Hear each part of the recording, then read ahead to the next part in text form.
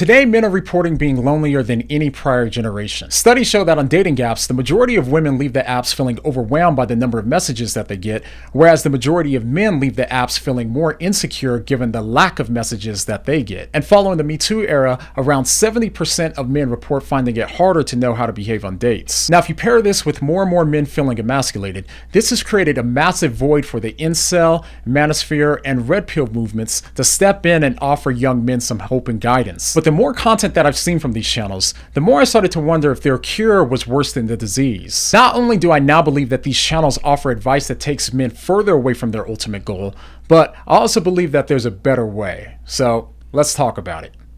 So you may have seen a new wave of these massively influential red pill channels that claim to expose the truth about men and women dating dynamics. And given the fact that men often don't feel comfortable talking to others about their hurt and insecurities, it seems that these new red pill channels not only validate their hurt, but they also claim to offer men a solution to their problems. They rightly want to help men avoid feeling devalued by women, but their prescriptions to this problem, I believe, make the problem worse and not better. As far as I can tell, they typically have two main approaches for making men feel more valuable in the dating scene. One way is by showing young men that the problem isn't necessarily them or their ability to attract a woman, but instead, the problem is actually women, or more specifically, modern women.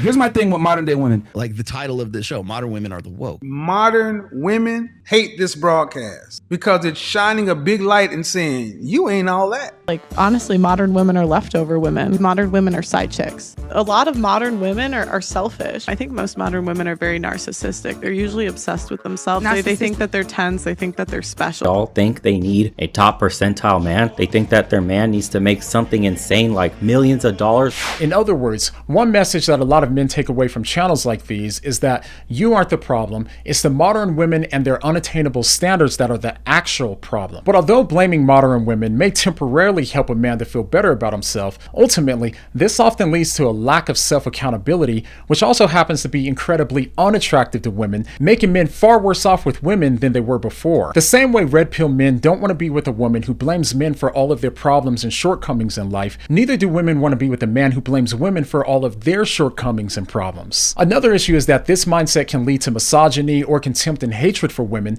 because they see modern women as the ultimate problem. This is one of the reasons why videos of these so-called red pill alphas talking down to women are so popular with their audiences. You sound like a stupid. I'm trying to figure out why you rated me a 2. Obese is 30 pounds over target weight. So you are obese. It ain't a little bit. You're really good. I got a bigger dick than you, man. Yo, shut the fuck up with your masculine ass voice and read the chats, yo. Get the fuck out of here. How old's your mom? She is 51. And she has a job? Yeah, she's a lawyer. Then she has failed as you will. Why would you not give me a 10 or at least a 9? Because you're not that cute. Here's the facts. You're obese and you're lazy. So you are obese, which is the definition of fat. When frustrated red pill men see clips like this, it makes them feel better to see women taste the same sort of rejection that they feel like they've experienced every day. But the downside to this approach, of course, is that in order to make men feel more valuable, they often have to drag women down in order to do it. If you put a woman on a pedestal, guess what happens? She starts to look down on you, and that is a problem.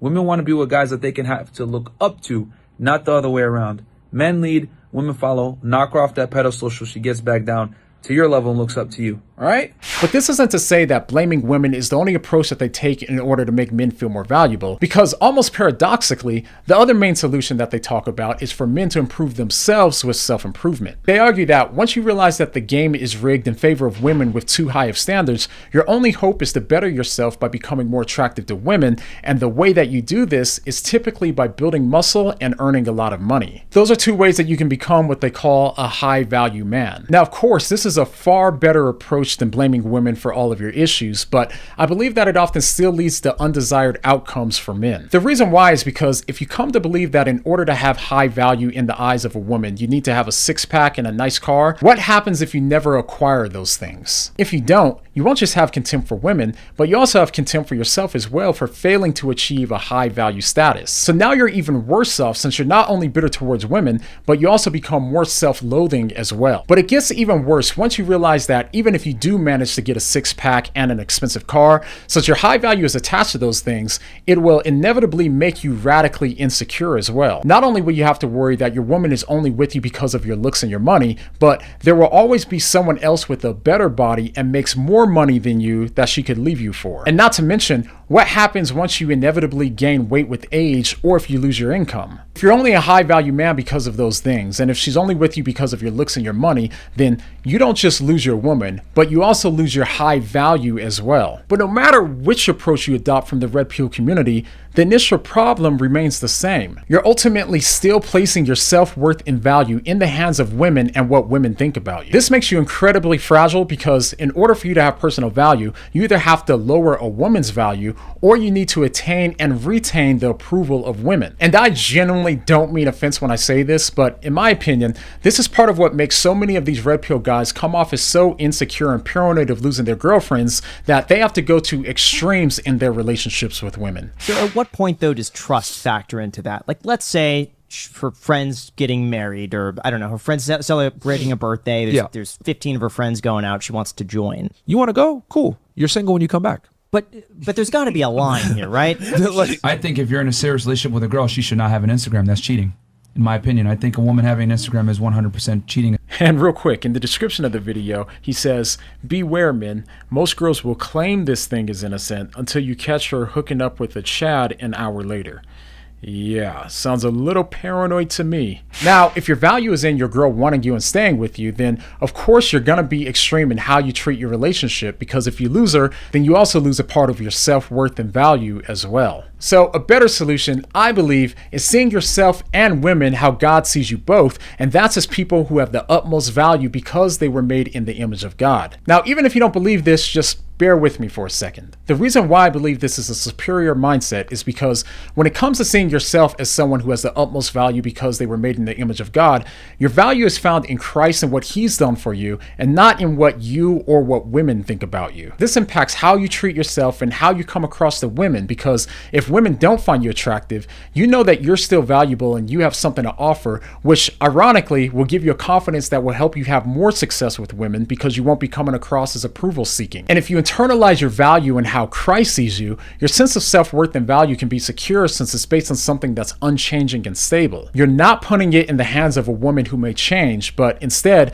a God who doesn't change. Only then can you have a true confidence that doesn't depend on your body or your bank account. And when it comes to seeing women as people who have the utmost value because they're made in the image of God, this helps you to see women as they truly are. You don't need to elevate them to the status of someone who dictates how valuable you are, and you don't need to pull them down so that way you could feel better about yourself either. Because counter to what a lot of these red pill guys say, women don't want a jerk who's gonna treat them like crap. Most women only want a man with a backbone that knows who he is. So when you see women as people with the utmost value, while also seeing yourself that way, then you can know who you are in Christ, and therefore naturally will have a backbone while also being able to be nice to women, which is ultimately what every woman wants. It's true that women don't want to push over, but it's also true that they don't want a jerk either. And the reason why it appears that women might like jerks is because they're attracted to men with backbones. But it's not as if they want a man who treats them like crap. Instead, they only want a man who's not only nice and respectful to them, but also has a backbone and knows who he is. Now, there's so much more that can be said about this, but ultimately,